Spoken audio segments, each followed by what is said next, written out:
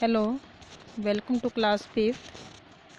आज class fifth के बच्चों को चैप्टर 4 एक बूंद कविता करवाने जा रही हूँ। एक बूंद कविता के कवि अयोध्या सिंह उपाध्याय हरिऔध हैं। इनका जन्म 15 अप्रैल 1865 को उत्तर प्रदेश के आजमगढ़ जिले निज़ामाबाद स्थान में हुआ। इनकी माताजी का नाम रुक्मिणी देवी और पिताजी का नाम पंडित भोलानाथ उपाध्याय था और इनकी मृत्यु 16 मार्च 1947 को निज़ामाबाद में ही हुई। इस कविता में बताया गया है कि जीवन में उन्नति और सफलता के लिए यात्रा हितकर हो सकती है। इसके लिए भले ही अनेक खतरे उठाने पड़े। इस कविता में यह बताया गया कि शंकाओं को मन से निकालकर जीवन के पथ पर सकारात्मक भाव से आगे बढ़ना चाहिए। ऐसा करने से सफलता अवश्य मिलती है।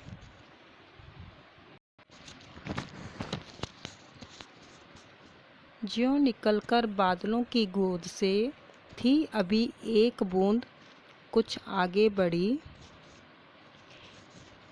कवि कहते हैं कि एक बूंद बादलों से निकलकर धरती की ओर बढ़ती है, परंतु जैसे ही वह कुछ आगे बढ़ती है,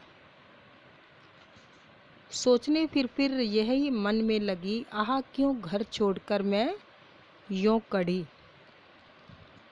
तो उसके मन में कुछ शंकाएं आ जाती है। वह सोचती है घर से तो मैं निकल पड़ी हूँ, पता नहीं आगे क्या होगा। वह डर जाती है और कहती है कि मैं घर छोड़कर क्यों निकली। देव मेरे भाग्य में है क्या बदा, मैं बचूंगी या मिलूंगी धूल में, या जलूंगी गिर अंगारे पर किसी, चुप पड़ूंगी या कमल के फूल पर।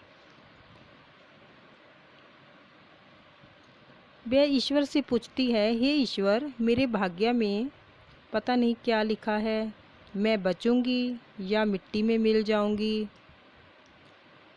या किसी अंगारे पर गिरकर जल जाऊंगी, या कमल के फूल पर पड़ूंगी। बह गई उस काल एक ऐसी हवा, वह समुंदर और आई अनमनी, एक सुंदर सीप का था मुंह खुला, वह उसी में जा पड़ी मोती बनी।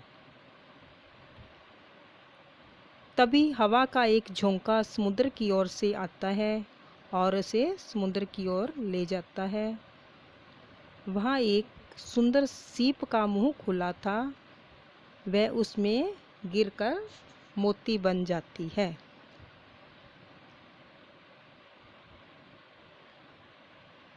लोग यूं ही झिझकते सोचते, जबकि उनको छोड़ना पड़ता है घर, किंतु घर का छोड़ना अक्सर उन्हें बूंद लो कुछ और ही देता है कर।